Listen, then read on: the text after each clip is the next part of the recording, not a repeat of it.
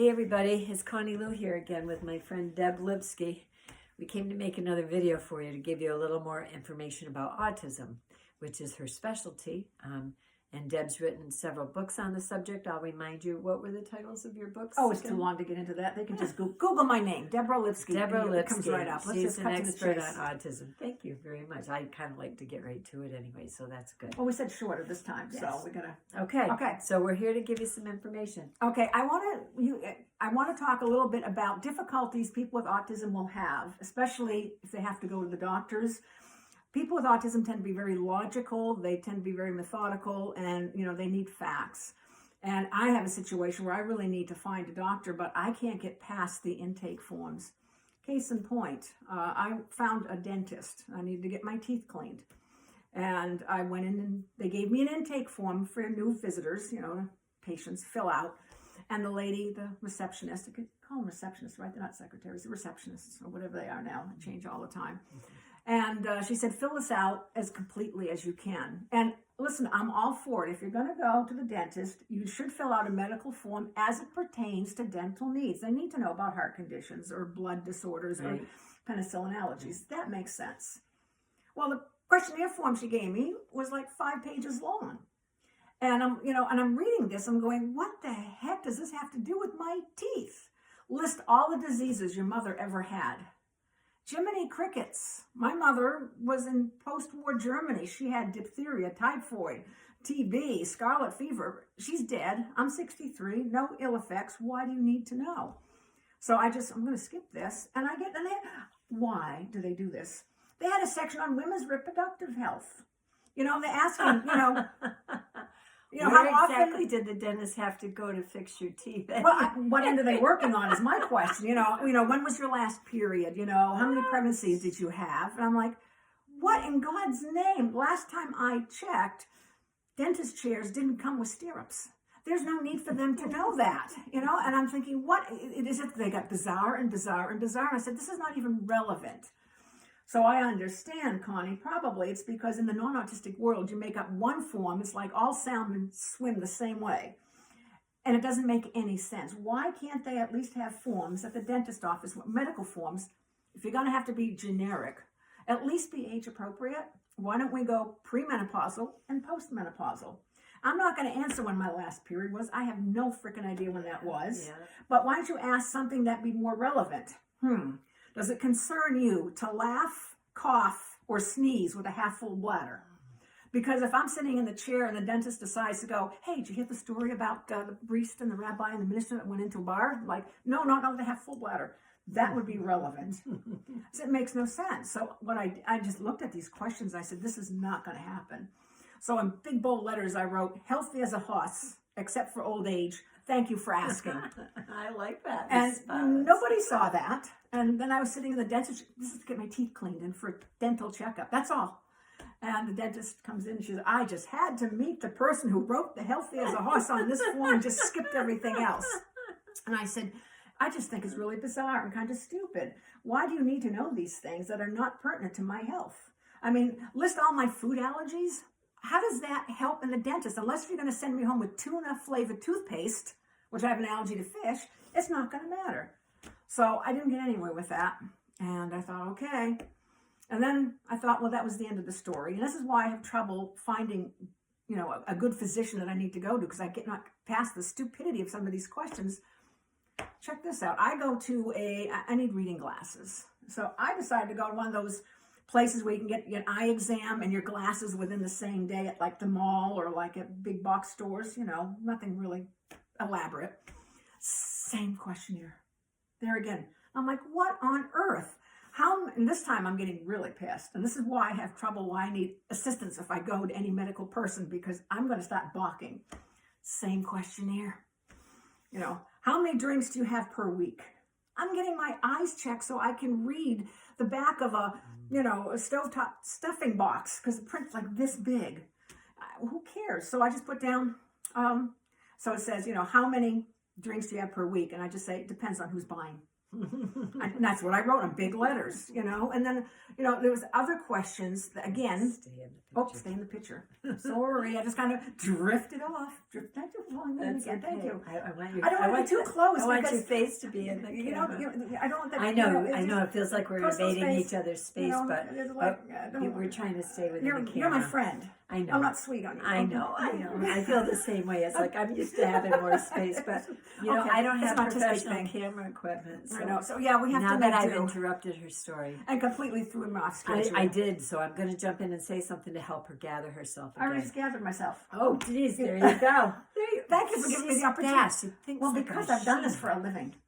I used to speak for a living. Man, So the way your mind works just boggles mine. I'm back. So here I am at the.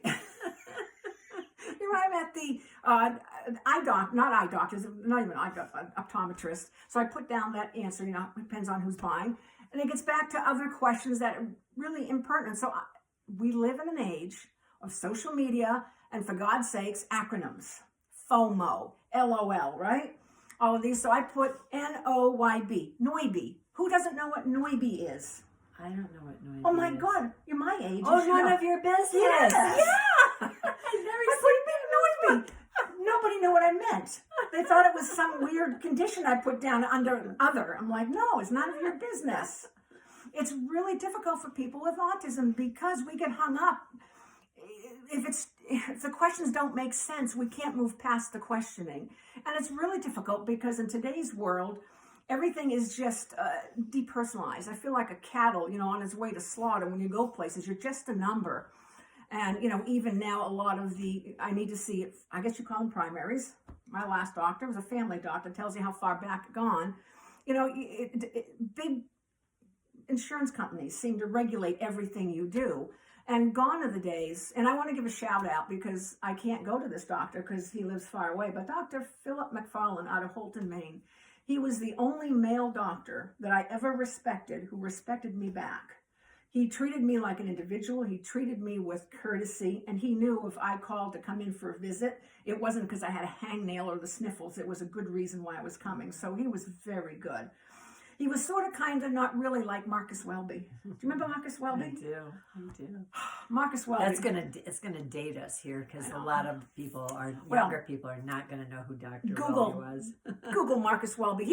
Marcus Welby. I was addicted to that TV show. TV show. Addicted, not because Marcus Welby is sort of like the old grandfather who could like fix my boo-boo. Yeah. It was his new partner, James Brolin, who was much hotter than Joe Namath at the time. Wow. You know, so I watched it for that. I'm like, oh, let's play doctor with Dr. James Brolin. I'll be the nurse. I'll be the patient. I'll be the cadaver in your training class, whatever.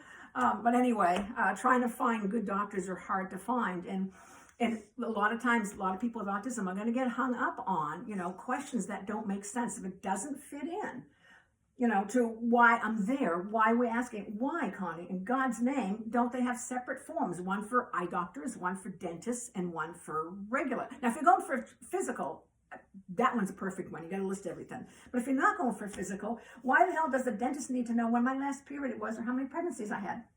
I get it. And honestly, this is the case where at the beginning of this conversation, I thought it was going to come up. How do we need to change forms in order to benefit people that have issues like autism more? But the way I'm looking at this now and the way I feel about these forms, and you keep moving out of the picture. Jesus. The way I feel about these forms, I'm rebellious as hell when it comes to these forms. I do not like having to sit and fill out all this extra information. When I went to my PCP recently, they handed me a clipboard with paper on it. I was there to see her for a physical reason, and it was all questions about my mental health. It was all about depression and anxiety. I looked at those questions and handed it right back to her without filling any of it out and said, this isn't really any of your business. And I have a therapist, and if I want my doctor to know about anything like that, I'll talk to her personally. You don't need to have this information. I got that question too. You know, on the form for my eye thing, have I been hospitalized for any mental illnesses? I put on there, I'm not applying for a postal worker job, none of your business. Seriously. And I love the way you, healthy as a horse, I love the way you did that. And the reason they came out to see you is because this one of the things I love about the autistic brain that I find really refreshing in this friendship with Deb. They just don't pull any punches. They don't deal with bullshit. They tell the truth. They get to the point. They don't pussyfoot around and dance and make all this extra unnecessary crap. I'm just sorry. I don't want to get cozy.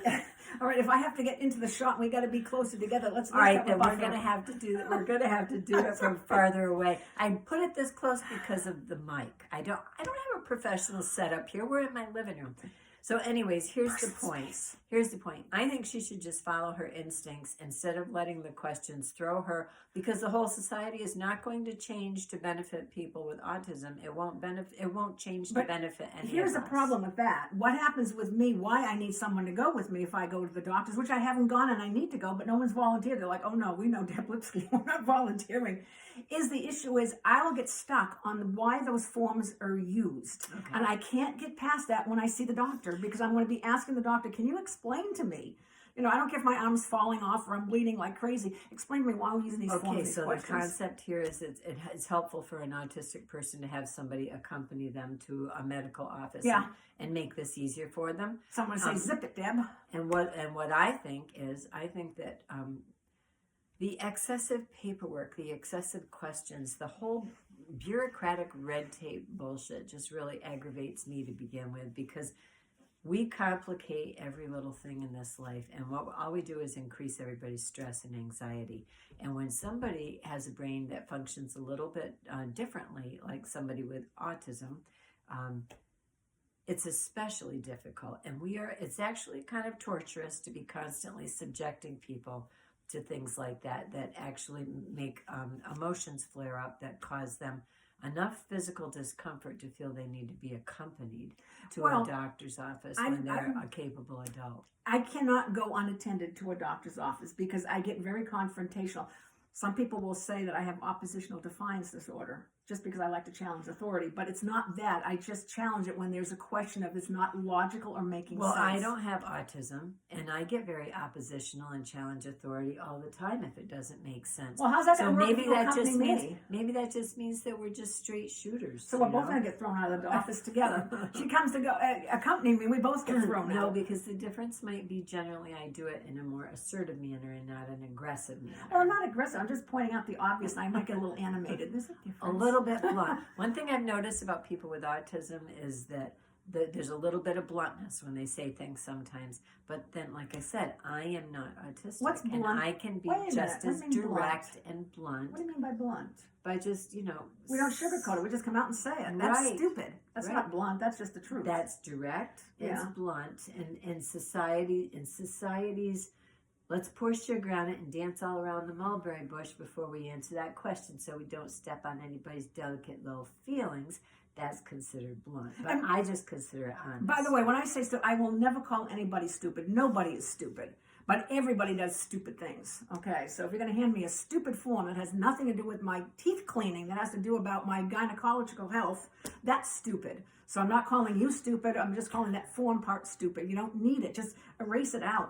I mean, so in order for us to wrap this video up and keep it in a decent amount of time, we're going to suggest that the medical community get a grip. I promise not to kiss you. Hey, okay. The medical community she's throwing me. Needs to get a grip because you seem so threatened by my presence. This is really, we talked. I learned personal space. I was told to give that an arm's length. I do too. I usually don't let people get any closer than what this. The heck's happening here? I'm making an allowance to help you make this video because I don't have equipment where I can do it from across the room. So I know, but you do know I have autism, right? So yes. This is, Oh, so I'm really rocking your autism right now. Okay. Duh. Yeah. See, this is the thing about, making friends with people. Now you're out of the picture. I'm making friends with somebody who's autistic for the first time in my life, and every little thing that comes up, every little thing that comes between us is just more of an explanation to me. It's like I was wondering why this is bothering her so much, why we can't just let it go for a few minutes. But what I'm finding out is It's affecting her sensory issues because she's autistic. Sensory A, and B, it's throwing off my perceived learning. In other words, I'm only going to get this close if I'm going to kiss somebody. I gotcha. Or be romantic. So we're going to wrap this up so that I can give her space back because we're freaking her right out. So the medical community could make life easier for everybody. Either autistic people or just people like me that don't like a lot of bullshit and red tape, by making the forms to the point without, you don't need to know my shoe size and my panty size if I'm going to have my eyes examined and my teeth cleaned. No. And so they could make the forms simpler and not suck so much private information out of us. And the other aspect is, if you're a friend of somebody with autism, then one of the ways you can show love and kindness for your friend might be to accompany them to a medical visit. Well, I don't know if you're going to be just as ornery as I am. I don't know how that's going to help me any. I'm going to just turn to you and just say, help me. And you're going to be like, oh, hell with this. We're just going to tell them no.